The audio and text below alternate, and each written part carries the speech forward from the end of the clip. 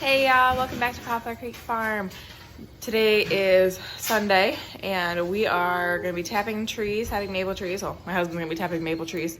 I'm going to be inside cooking and whatnot. But look what's fixed. Our dishwasher's working again. I'm so excited. It's been broken for like 2 months. And not that it's like a huge deal to do dishes by hand all the time, but it did get to be a bit of a pain in the butt. So it's fixed. You ready to tap some maple trees? Yep. How many are you gonna tap? 3. That's it? Yep. Okay. We're trying to do less this year just because adding on like the farmers markets, I'm doing soap making, there's just a lot going on. And so we don't want to add too much to the point where we're overwhelmed. So let's go take care of the animals. What are you going out to do? Maple some trees. Tap some maple trees. Yeah. Are you excited? Yeah. You look so cute.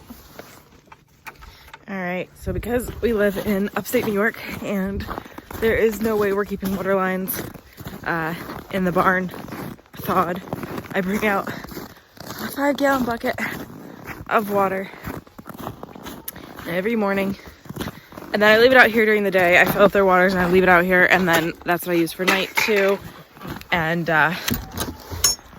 it's normally, it stays thawed enough that I can fill up their buckets at night too.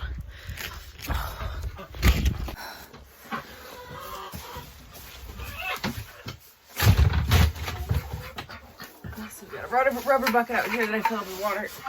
So they have 2 sources of water. And they're out and about.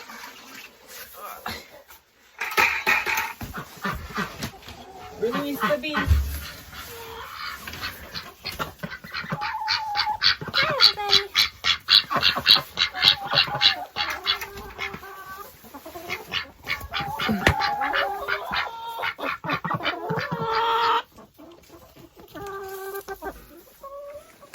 What's that?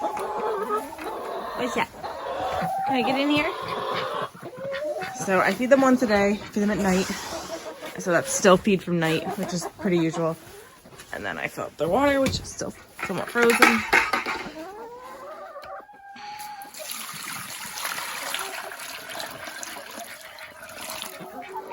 And it is a fact that warm water actually freezes faster than cold water. And the reasoning behind that is if you think about what molecules do when they're warm, they move more frequently, they move faster, and there's more space as them, there's more pockets of air, which allows more surface area to freeze. And so it is true. I mean, if you have lived in the north or even in the south when, you know, they get really cold weather, typically your hot water lines will freeze long before your cold water lines will freeze. So it's best to feed them actually cold water, and they don't mind the cold water, but I typically feed them hot water just because their thing is frozen. And so as soon as I add it, it does cool right down. It's not like I'm giving them hot water all the time. Plus I just feel bad. I don't know. I know it's not, I don't need to give them warm water, but their stuff. So they get apples in the morning. My bunnies are spoiled rotten, and they're not my bunnies actually, they're my sister's. And they're spoiled by my sister. And so they each get an apple in the morning. And then I fill up their water. And then they get their feed at night.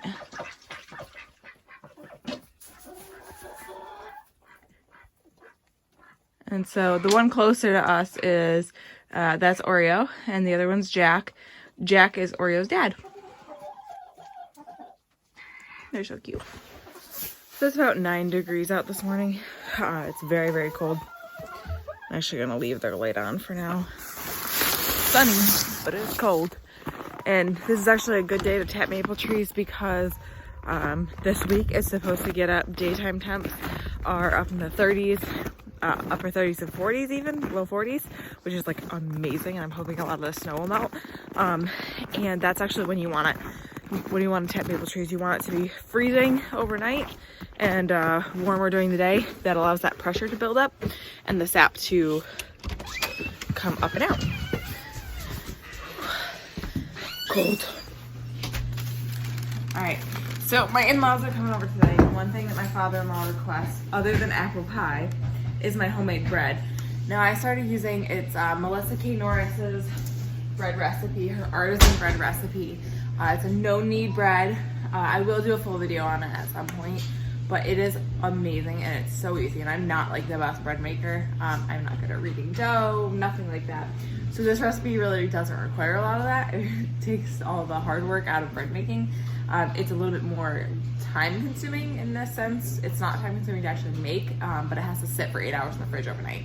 So it's been doing that, and now I'm gonna go ahead and get it going. It's been sitting out on the counter for about an hour at room temperature. And my Dutch oven is preheating in the oven at 450. So what I'm gonna do is I'm actually gonna take the rings off first because I'm gonna get all sorts of dough in it. Even without kneading, ouch, you end up with dough in your rings always. So parchment paper, take about half of this dough because I'm gonna make two loaves, so I'm gonna make 2 equal size loaves of bread.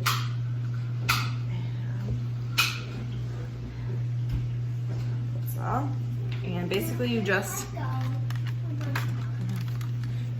kind of fold the top underneath so the top ends up taut. You just do that a couple times. You can do it with one of those what are they called, like a scraping tools or whatever. I don't know what they're called. And then you just set it. It's sticking to me so better now. It is a wetter dough, so it does stick. Set it on the parchment paper.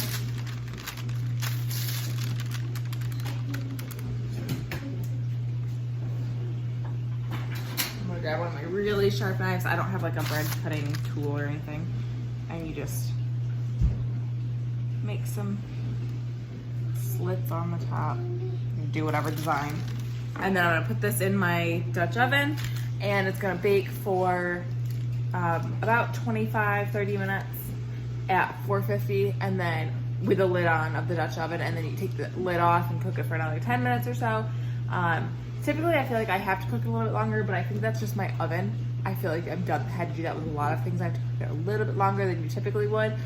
My oven just doesn't seem to cook things as fast. It's a electric oven, so that's probably part of it.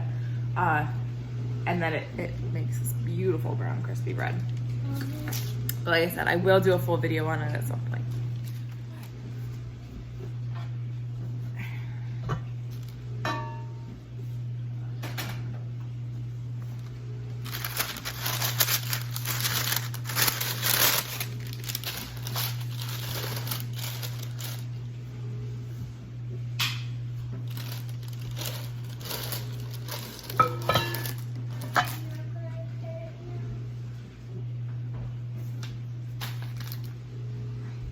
Guys, I'm starting to see some germination. My onions, they're getting there. That's so exciting.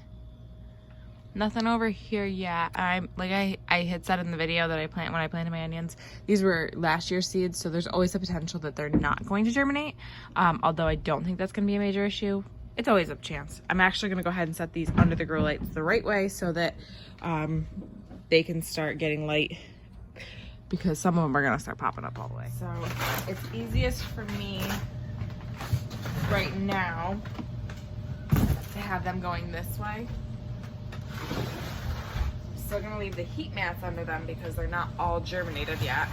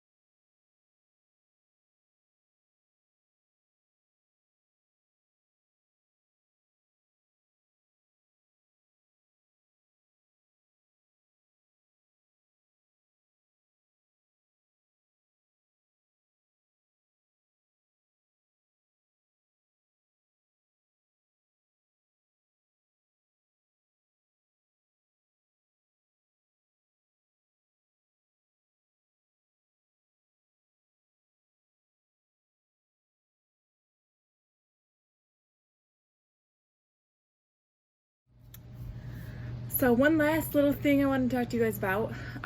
Wow, I look super white down here. I guess because this is my freezer that I'm leaning on right now, and it is white and it's like reflecting. I look super pale. Anyways, I am hoping some of the northeastern US YouTubers that follow me and follow some of the other local channels would like to get together. I am really wanting to host some kind of gathering, some kind of barbecue, get together, because I feel like there's so many of us in this area. Now, obviously my YouTube channel is tiny, and there's a lot of bigger ones locally, and I'm not worried about that. It's more of just like, I think it'd be really cool for all of us to get together and meet each other, and we all a lot of times follow along with each other's journeys and are part of each other's lives. And although I can't have lives because I don't have Wi-Fi, I don't have internet out here. We use just our phone data. But yeah, I want to get together. I'm thinking later in the summer. So if any of you guys are local YouTubers, like I said, northeastern US, New York, that area, general vicinity, I would love to have you guys over for a barbecue and, kind of just get together and discuss homesteading and everything. I think it'd be really fun to do that kind of a gathering. So let me know if you guys are interested, when would be best for you guys, and if you guys want to be part of the organization of it. I think it'd be a really cool and fun thing. So thank you guys for hanging out with me today. Remember, we're growing today for a better tomorrow. Like and subscribe and join me on the next one.